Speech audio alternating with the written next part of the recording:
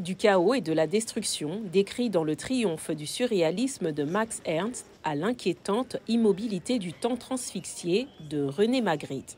Le Centre Pompidou à Paris a rassemblé environ 500 œuvres provenant de collections publiques et privées, y compris des peintures, des photographies et des documents littéraires.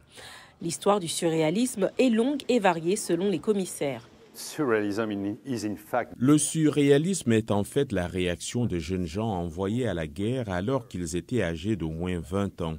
À leur retour, ils ont voulu détruire le monde qui avait conduit la civilisation et l'humanité à la destruction.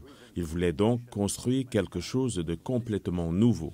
En 1937, Le triomphe du surréalisme de Ernst dépeint sa vision de la destruction causée par le fascisme dans toute l'Europe. Ce tableau a été perçu comme une sorte d'interprétation par Max Ernst de la menace de la montée du nazisme en Allemagne. C'est pourquoi certains ont probablement vu dans la forme des jambes et des bras une sorte de représentation d'une croix gammée, la croix des nazis. Au centre de l'exposition se trouve le manuscrit original du manifeste du surréalisme d'André Breton. Ce texte, écrit en 1924, a marqué la fondation de ce mouvement révolutionnaire au lendemain de la Première Guerre mondiale. Le message du surréalisme est assez simple, c'est l'apologie de la poésie. Et la poésie, qu'est-ce que c'est? C'est un mélange de rationalité, de pensée et en même temps d'imagination, de délire.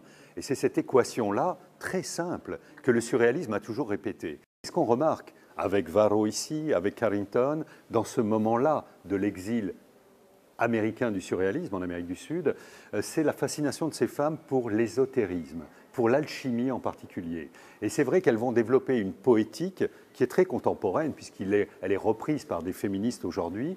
C'est l'identification des femmes surréalistes à des figures de sorcières. Présentée pour la première fois à Bruxelles au printemps dernier, cette exposition élargie se tiendra jusqu'au 13 janvier 2025 à Paris. Elle sera ensuite présentée en Espagne, en Allemagne et aux États-Unis.